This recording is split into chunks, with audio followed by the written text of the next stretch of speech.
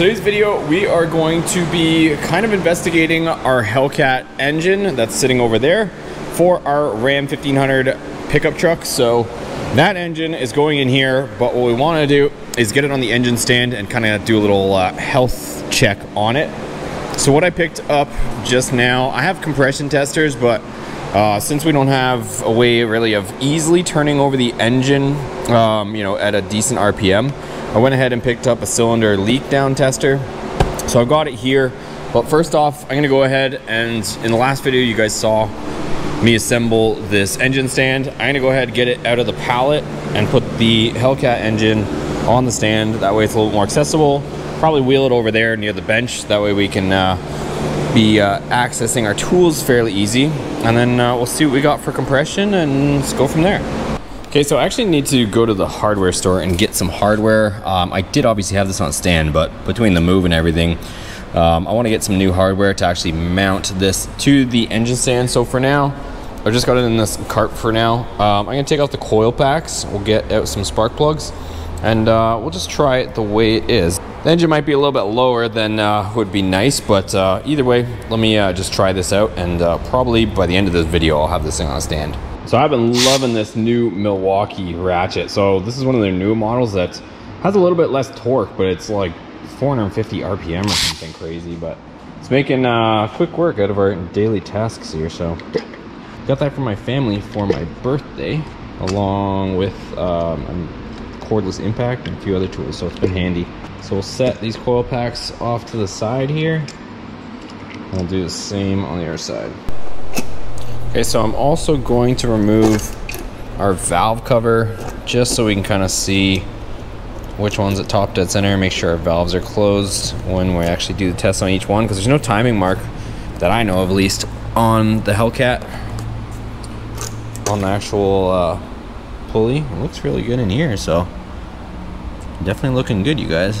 Definitely looks low mileage clean, so that's a good sign. Okay, so essentially what we do is I've got the screwdriver in here so you can see it going up and down as I rotate the engine over. So you can see as the piston starts traveling back down. Okay, the piston is going back down, so right at the top here. Let's go ahead and connect our tool and see what we got. Ideally, you're supposed to do this after, you know, the engine's been running and, you know, kind of sometimes up to temperature, but would have been nice, but obviously we can't do that. So we're gonna go ahead and just see what it is after it's been sitting for who knows how long. Okay, so we've got this little compressor here.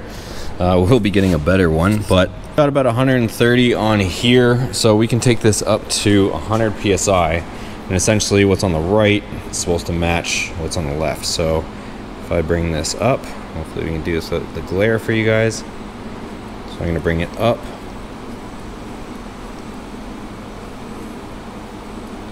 So far, so good.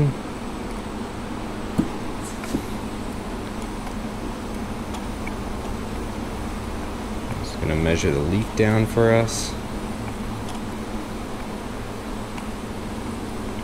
So we're looking in good shape on this cylinder, you guys.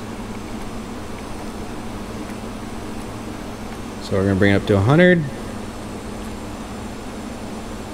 Boom, and we're right there, you guys. So far so good. I don't want to jinx it. If I can give this representation to you guys. There you go. You can see pretty good without a glare. So on to the next cylinder.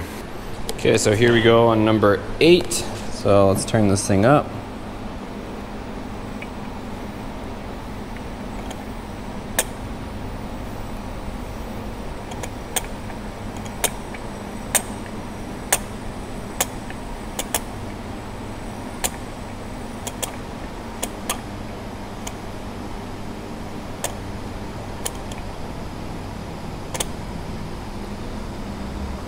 Okay, we're good on 8. Next up is 4. So we are getting this to top dead center.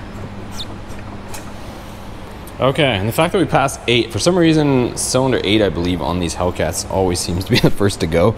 Something to do with like a fuel starvation issue on 8, because when you start pushing them quite a bit, I think it has to do with the fact that the fuel delivery is right here. And that one usually is the first one to get starved. So here we go with number 4. So we'll start turning this one up.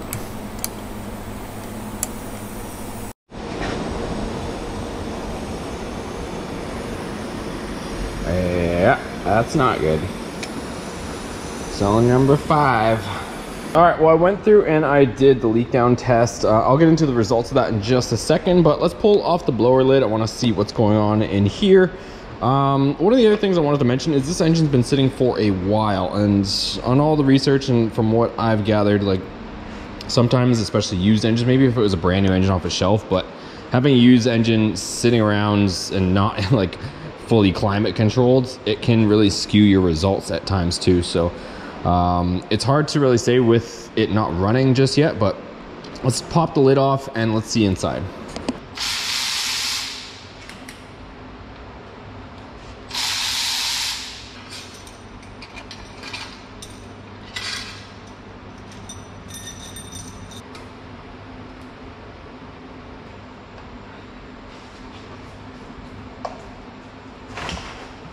Okay, folks, so I don't have much information for you, but this engine needs to come apart, unfortunately. So when I was doing the leak down tests, for example, this cylinder checked out, and then when I went to this cylinder, it was down like 1% down out of 100, so it was like 99, 98, which was fine. But then I went to retest the same cylinder, and then it was leaking, and which didn't make any sense to me. And then as I found, I was going through some of them, sometimes it would leak, sometimes it would seal up, and I couldn't figure out what the heck was going on. Like sometimes it would be within spec, sometimes it wouldn't. And like I said, this engine appeared to have a ported blower. So if you guys can see in there, it is all, somebody's been in here porting and polishing it. You can see all the kind of Dremel marks or whatnot, and it's all polished all through here. So what I was looking at was, as soon as I pulled the lid off, it just was like bad news bears over here. Like you can just see all of this grime that looks like it's got metal in it, which obviously is not good, right? But this blower, this is my theory at least, because obviously I got kind of taken for, but what it looks like to me is the bolts on the blower were all I guess changed. Like you could see that they've been turned before, and I think what happened is somebody put a bad blower on this engine. And the reason why I say that is because when you look in here, there was all dirt inside the intake and sitting on the valve, and this engine does not look hurt. So the same like this gray, like almost like metal shavings that probably came from this blower, that I don't see that color in here. So if there's one positive thing out of this, I don't see that gray slime in here. And I also see like there's a nut down here just chilling here. There's a spare bolt jammed in here. So somebody's been in here, and even like, I don't know if you guys can see that. Let me see right there, like there's like some sort of red material or something sitting on top of the valve along with a bunch of dirt. And like you can see there, a bunch of dirt and just nastiness. Bunch of dirt, like there's just all this chunky stuff just sitting on top of it. So what I think was happening is I couldn't get a good seal for my reading. And even here, like there's a little piece of like red stuff stuck between the valve and the seat. And so every time I would try to get a good reading, most of them checked out, but a few of them were leaking. And it's because there's like dirt and grime on top of the valve. So what I think happened is somebody yanked the good blower off of this, left it sitting outside in the elements, and dirt and junk and all sorts of stuff got into these intake ports, and then they went and threw a grenaded blower on top of it, slapped it together, put it up for sale.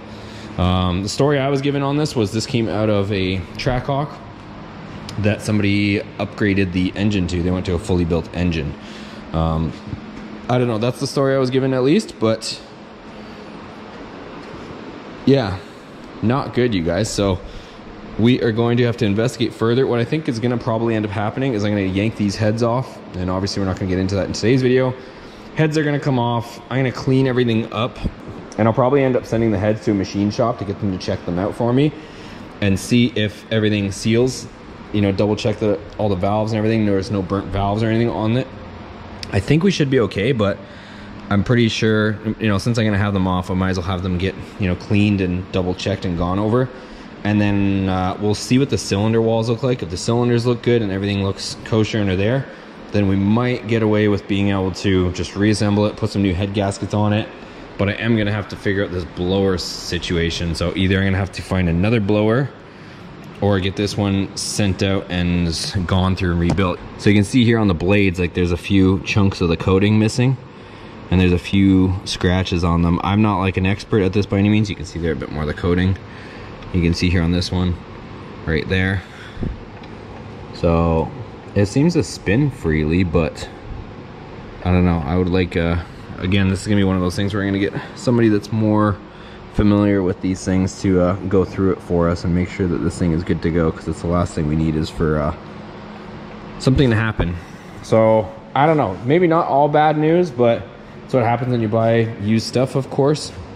And I should have probably opened this and inspected it when I bought it during like the warranty period, but obviously I didn't, and I've had this for a while now, so we're on our own now here with this thing. So that's the situation with it. I wish it would be better news for us, but yeah, we're gonna have to dig into this thing pretty heavily, it looks like. So that's gonna be a wrap for today's video, you guys. If you guys know of an engine for sale, let me know.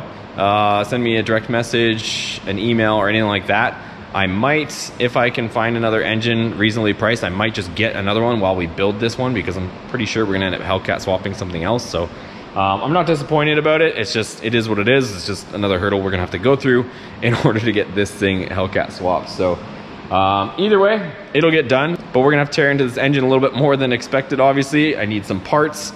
I need to verify a bunch of stuff, but if I can find another one, and if you guys see one, let me know. So that's it, you guys. Not the best news for today, but give it a thumbs up if you enjoyed this video and continued content. Make sure you subscribe to both Boosted Motorsports channels. We've got two channels, the main one and our backup channel. So make sure you subscribe to both, because you won't want to miss any content as we continue and figure this all out. And we'll see you guys in the next video.